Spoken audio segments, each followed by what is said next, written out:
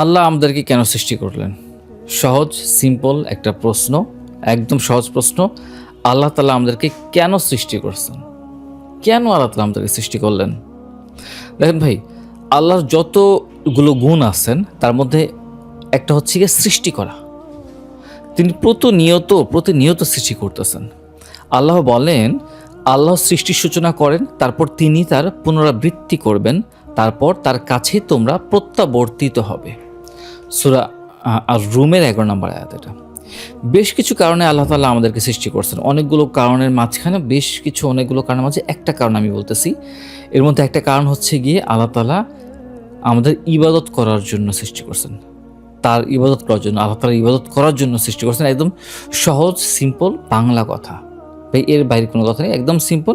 আল্লাহ তাআলার ইবাদত করার জন্য আমাদেরকে সৃষ্টি করা হয়েছে। আল্লাহ তাআলা বলেন, শুধু আমার ইবাদত করার জন্যই আমি মানব ও জিন জাতি সৃষ্টি করেছি।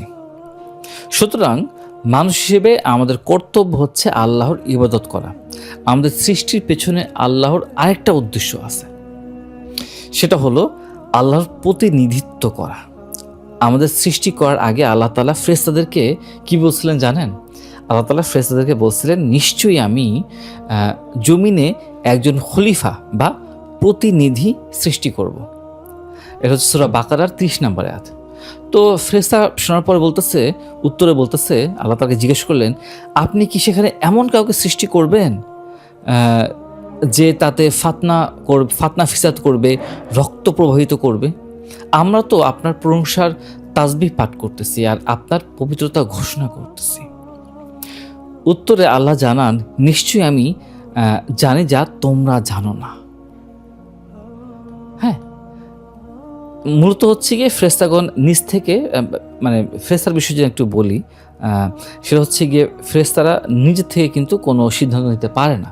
তারা আল্লাহর আদেশের বিপরীতে কোনো কিছু করতেও পারে না। আল্লাহ তাআলা এই বিষয়ে কোরআনে বলছেন যে তারা তাদের উপরে আল্লাহর ভয় করে, আর তারা তাই করে যা তাদেরকে আদেশ করা হয়। হ্যাঁ, সূরা আন-নাহলের 50 নম্বর আয়াতে। তো তারা ভাবছিল যে আল্লাহর প্রশংসার জন্য তো তারাই আছে, তো নতুন এই সৃষ্টি যদি পৃথিবীতে ফিতনা ফাসাদ তৈরি করে, তারা এই ধারণা থেকে প্রশ্ন করছিল। এবং তারা এই ধারণা কেন করছিল জানেন? কারণ আছে। এর কারণ হচ্ছে গিয়ে আমাদের সৃষ্টির আগে জিন জাতি ছিল পৃথিবীতে, তারা ফিতনা ফাসাদ করতো, রক্ত প্রবাহ করতো জিন জাতিরা। তবে আল্লাহ তাআলা তাদেরকে স্পষ্ট জানিয়ে দিয়েছেন যে আল্লাহ তাআলা যা জানেন তা ফেরেশতারা জানে না। এখান থেকে একটা রিল রহস্য আছে। আমরা ওই যে বাটারফ্লাই ইফেক্ট পড়ছিলাম না, আপনার হয়তো মনে আছে। আল্লাহ তাআলা গোপন রহস্য জানেন। আল্লাহ তাআলা জানেন সৃষ্টির কজ অ্যান্ড ইফেক্ট, এবং কজ অ্যান্ড ইফেক্টও আল্লাহ তাআলা সৃষ্টি করছেন। এবং কিসের বিপরীতে কি আছে, কোনটা রহস্য কি, সব কিছু আল্লাহ তাআলা জানেন। কিন্তু ফেরেশতারা সেই জ্ঞান ফেরেশতাদের নেই। ফেরেশতা জাস্ট ওটুকুর ভিতরে সীমাবদ্ধ, তারা যতটুকু জানতে পারছেন। কিন্তু আল্লাহর প্রকৃত উদ্দেশ্য, প্রকৃত মহত্ব, এবং এটা আল্লাহ তাআলা সব থেকে ভালো জানেন, যা ফেরেশতারা জানেন না। সেই জন্য আল্লাহ তাআলা বলতেছেন, আমি যা জানি তা তোমরা জানো না। অর্থাৎ আমরা অন্য 10টা সৃষ্টির মতো কোনো সাধারণ সৃষ্টি না। মানুষকে সৃষ্টি করে আল্লাহ তাআলা ঘোষণা দিলেন যে মানুষ হলো আল্লাহর অগণিত সৃষ্টির মধ্যে শ্রেষ্ঠ সৃষ্টি বা আশরাফুল মাখলুকাত। আল্লাহ তাআলা বলেন, আমি মানুষকে সৃষ্টি করেছি অতি উত্তম আকার আকৃতি দিয়ে। সূরা আত-তিনের 4 নম্বর আয়াতে আল্লাহ তাআলা এই কথা বলছেন। আল্লাহ তাআলা আরও বলেন, আমি আদম সন্তানকে সম্মানিত করেছি, তাদের জন্য জলে স্থলে যানবাহনের ব্যবস্থা করেছি, তাদেরকে পবিত্র রিজিক জীবন উপকরণ দিয়েছি, আর আমি তাদেরকে আমার অধিকাংশ সৃষ্টির উপরে মর্যাদার শ্রেষ্ঠত্ব দান করেছি। সূরা আল ইসরার সম্ভবত 70 নম্বর আয়াত। কিন্তু আমরা অধিকাংশই জানি না যে কেন আমরা সর্বশ্রেষ্ঠ। আমরা সবাই বুঝতে পারছি এই কারণে, বাট কেন? একটু চিন্তা করে দেখেন, সূর্যের উদ্দেশ্য হলো পৃথিবীকে আলোকিত করে রাখা, তাই না? তার উত্তাপ ছড়ানো। গাছের উদ্দেশ্য হলো গিয়ে ফল দেওয়া, অক্সিজেন সরবরাহ করা ইত্যাদি। একটি ঘড়িরও উদ্দেশ্য আছে, সঠিক সময় নির্ণয় করা। প্রত্যেকটা কিছুর উদ্দেশ্য আছে, সব কিছুর কোনো না কোনো উদ্দেশ্য আছে। আমরা মানুষ, আমাদেরও পৃথিবীতে আসার নিশ্চয়ই একটা উদ্দেশ্য আছে। অনেকে মনে করেন আমরা পৃথিবীতে এসেছি অন্যান্য প্রাণীর মতো কিছু সময় বেঁচে থাকার জন্য। আমরা যেহেতু আখিরাতকে বিশ্বাস করি, আল্লাহকে বিশ্বাস করি, সুতরাং নামাজ, রোজা, জিকির আজগার, ধ্যান জ্ঞান ইত্যাদি করে কোনো রকমে আমরা জীবনটা পার করে দিলেই আমাদের উদ্দেশ্য হয়তো অর্জন হয়ে যাবে। এটা করেই আমরা অনেকে জান্নাতে যেতে চাই, কিন্তু আমাদের এই ধারণা পরিপূর্ণ না। আমি ভুল বলতেছি না, কিন্তু আমি বললাম এই ধারণাটা পরিপূর্ণ না। আল্লাহ খুব স্পষ্ট করে জানিয়ে দিয়েছেন, আমি পৃথিবীতে আমার খলিফা বা অর্থাৎ প্রতিনিধি সৃষ্টি করছি। সুতরাং আমাদের প্রকৃত পরিচয় হচ্ছে কি আমরা এই পৃথিবীতে আল্লাহর খলিফা বা প্রতিনিধি, ইংরেজিতে যাকে বলা হয় রিপ্রেজেন্টেটিভ। আর এই মহাবিশ্বে যা কিছু আছে আল্লাহ তা আমাদের জন্যই সৃষ্টি করেছেন। আল্লাহ বলেন, পৃথিবীর সব কিছু তিনি তোমাদের জন্য সৃষ্টি করেছেন। তারপর তিনি আকাশের দিকে মনোসংযোগ করেন এবং তা সপ্তম আকাশে বিন্যস্ত করেন। তিনি সকল বিষয়ে বিশেষভাবে অভিহিত। সূরা আল বাকারার 29 নম্বর আয়াত এটা পাবেন। আল্লাহ তাআলা আরও বলেন, তোমরা কি দেখো না যে যা কিছু আসমানসমূহে আর জমিনে আছে আল্লাহ সমস্তই তোমাদের কল্যাণে নিয়োজিত করেছেন এবং তোমাদের প্রতি তার প্রকাশ্য এবং অপ্রকাশ্য নিয়ামতসমূহ পরিপূর্ণ করে দিয়েছেন। এটা কি তোমরা দেখো না? কত মানুষ জ্ঞান ছাড়াই আল্লাহ সম্বন্ধে বাক বিতণ্ডতা করে। তাদের না আছে সঠিক পথের দিশা, আর না আছে কোনো আলোকপ্রদক কিতাব। এটা আল্লাহর কথা।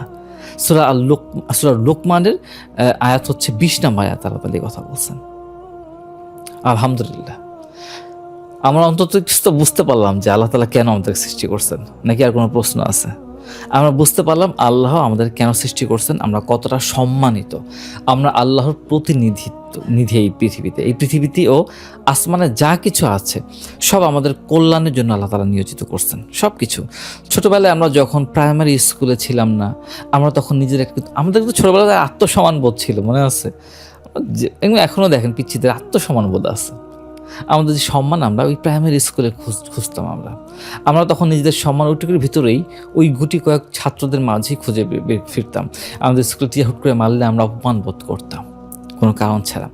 এরপর আমরা যখন হাই স্কুলে ভর্তি হয়ে আশেপাশে নানা গ্রামের ছাত্রদের সাথে পরিচয় হই, তখন আমাদের কাছে প্রাইমারি খুব সামান্য বিষয় মনে হতে থাকে। এবার সম্মান খুঁজে ফিরি আমরা কোথায়? হাই স্কুলের ছাত্র এবং শিক্ষকদের মাঝে। আমাদের সমস্যা দুঃখে আমাদের সম্মান তখন আশেপাশের গ্রামেও একটা প্রভাব আছে, তাই না?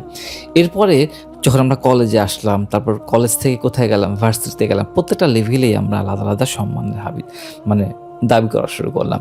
ভার্সিটিতে এখন শুধুমাত্র একটা জেলা না ভাই, দেশের নানা জেলা থেকে ছাত্রছাত্রী আসে। তারপর হচ্ছে এমনকি দেশের বাইরে থেকেও পড়তে আসে।